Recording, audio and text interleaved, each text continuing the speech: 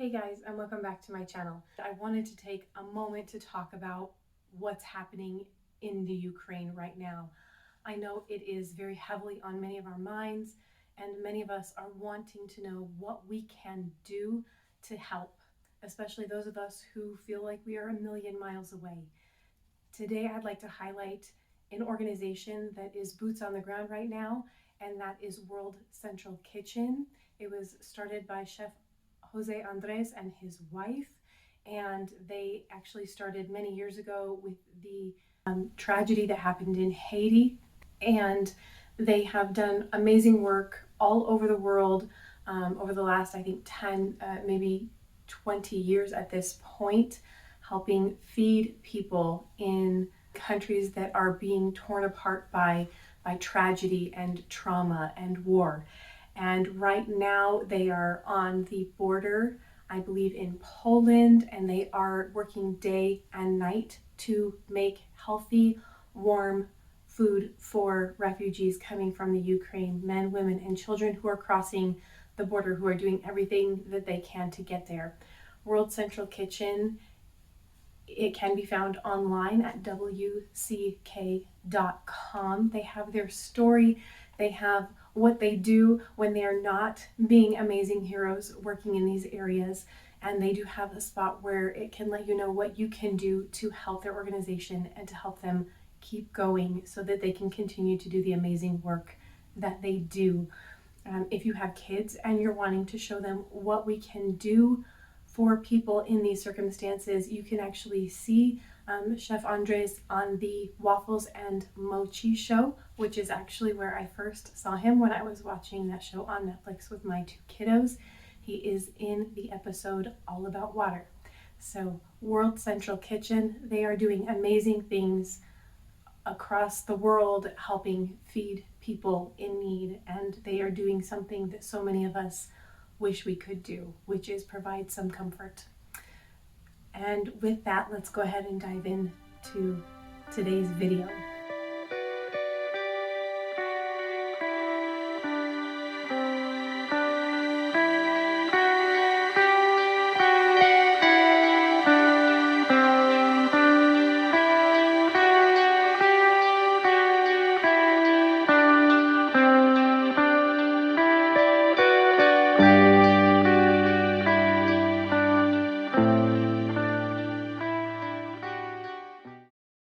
Today I thought I would walk you through breaking down a chicken, which my grandfather, my da, taught me years ago, and I have found incredibly helpful, especially now as many of us are facing grocery shortages as a result of COVID-19. Being able to utilize what you can find on the shelf is extremely helpful. This last week I was very fortunate. They had restocked the meat cases at our local grocery store, and they had two kinds of chicken, both chicken breasts and full chickens. I chose to get a full chicken, a roaster, because for two chicken breasts it was $5, and for the whole thing it was $5.50. So for $5 I can get 1 to 2 meals, or for $5.50, only 50 cents more, I can potentially get 4 to 6 meals with a chicken that's been broken down, and I can also get a really great stock. So I thought I would walk you through this today, and I want to say thank you to my da for teaching me how to do this years ago. First of all, I'm going to start off with a boning knife, and I'm going to come right into the legs, cutting right through the skin, gently but all the way back along the line, making sure not to cut into the meat, separating it. And then I'm going to come all the way back here, and I want to break and separate the bone from the socket. Can you see how it came out here? Now all I have to do is guide my knife through to separate that.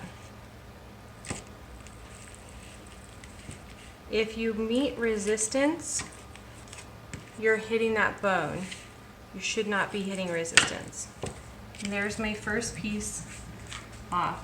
This is the thigh and the leg still together, and we can separate those in a minute. I do turn my bird when I'm working with it because I'm right-handed and I find it easier to kind of manipulate it but definitely do whatever you need to do in order to get into the bird without mangling the meat.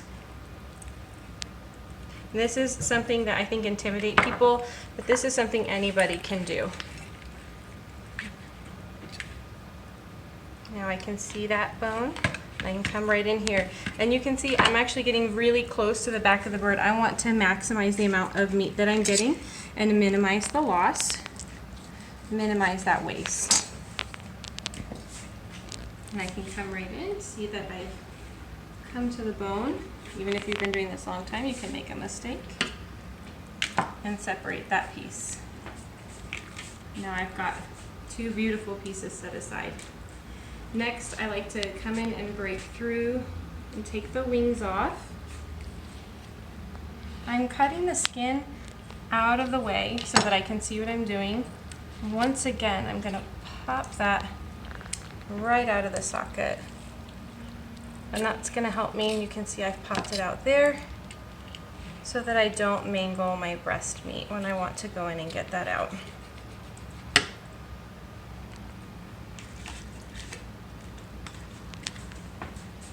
Coming in and just doing a simple slice around the skin so that I can see what I'm doing,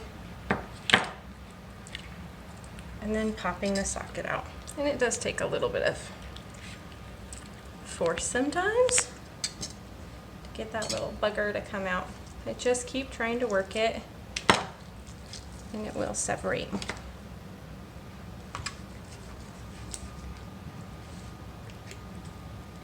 You don't have to be perfect at it if you're doing it at home. The most important thing is that you're utilizing your parts and you are doing what you can at home to be a great home cook. The next thing for the breasts, you can see they're nice and intact here. A little trick that I learned is there's this sinew of fat that runs right here. And if you follow that guide, it's going to help bring the breasts off cleanly. And you're just going to follow it along. And you want to cut as close as you can to those breasts, angling the knife in, if you can see, and I'm just going to lift that right off. I don't know if you can see, there's the breasts, or the rib bones, and here's the breast meat, nice and intact. Okay, I can also come straight along the backbone of the bird, is another way to do it, setting him upright and coming straight down the side of the backbone. And I can cut straight through that way as well. If I do that, I do like to use a larger knife. That way I can get through those harder parts. Just like that. So there's two ways to do it. One, following the bone, and you'll have that boneless, skinless meat that you might prefer, or sitting the bird upright and cutting right along the spine.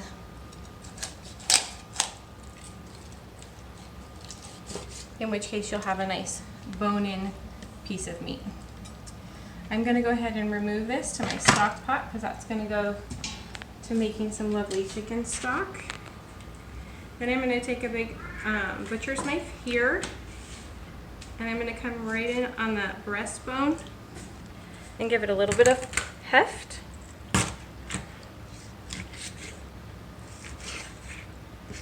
Okay, you can see you've got two perfect, beautiful bone-in chicken breasts. You can see we're stacking up quite a bit of meat here.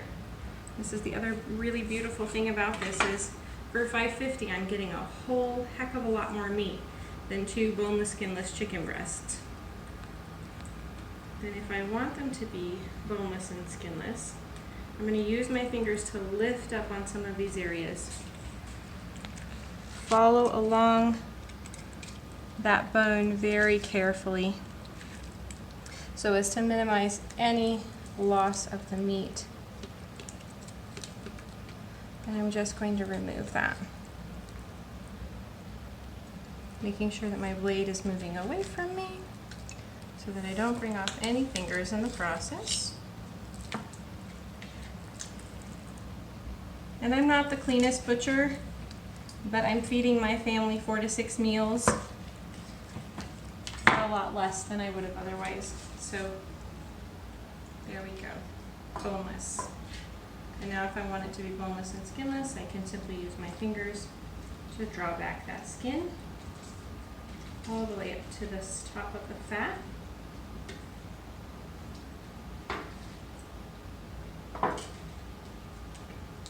And I have a beautiful boneless, skinless chicken breast.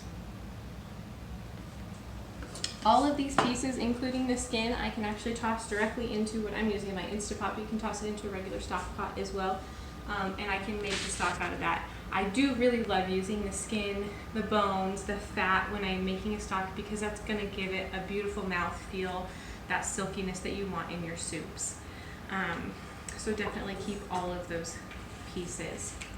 So here we have one boneless, skinless chicken breast, one skin on, bone in, two lovely little wingies that I can go ahead and use for my stock, and then I've got drums and thighs here as well, all for $5.50. The last thing that we could do is we can further break down our thighs and drums if we want, and I can show you how to do that as well. Coming in once again and using the fat as our guide, and you can see there's this fat line here. You can follow that along the drumstick, come around the top, cut into the skin pocket and that fat pocket that's coming across. Follow it all the way around so you can see what you're doing. And then this is another one where you get to kind of get angry. Pop that. You see those two got separated there, the bone from the joint. Now I can just come right in, move, and we'll make this a skinless one too. I never cook with the skin on anyway.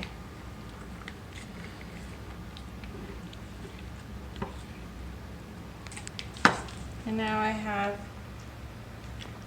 a beautiful thigh and a beautiful wing. I hope you guys have found this helpful, and I hope that you are able to find and utilize your meats in your local grocery stores, and I'm wishing everyone health and wellness. Today I wanted to go ahead and show you how to make your own chicken stock. So in our recent post I broke down a whole chicken for you, and as a result I had a lot of chicken parts, including the spine, the neck, the wings, a lot of the skin, and some of the tissue, which makes a beautiful chicken stock that you can keep in your freezer, or if you're a great canner, you can put it in ball jars and can it up and have it on your shelf for later, and that can save you a fortune, and it's also, just in my opinion, a much better quality stock. So in my Instant Pot, I already have all of my chicken parts, the neck, the spine, etc. To that, you can add anything you want. You can add like a basic French mirepoix with onions and carrots and celery.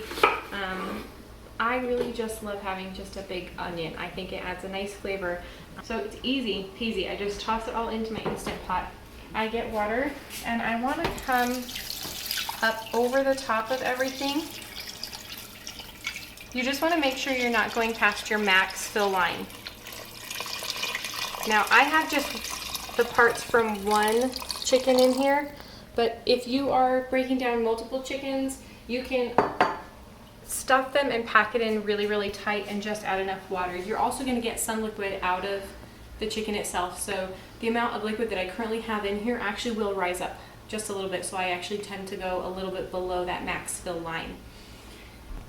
Next, easy peasy, pop my lid on. Make sure I've got my pressure cooker set to sealing. I've got it off, but I'm going to just go to the standard pressure cook. I'm going to go to 30 minutes. You can do 30 minutes, 45, or an hour. I like 30. It does yield a slightly milder stock, but I feel like it has a lot of versatility. I can use it in cooking pastas, rices, or as a soup base as well. So it makes a wonderful addition to anything. And that's it. Set it and let it go. You can let it release pressure naturally for a thicker, heavier stock, or you can let that pressure come off if you need, right through the top valve if you need to get going and get on your way.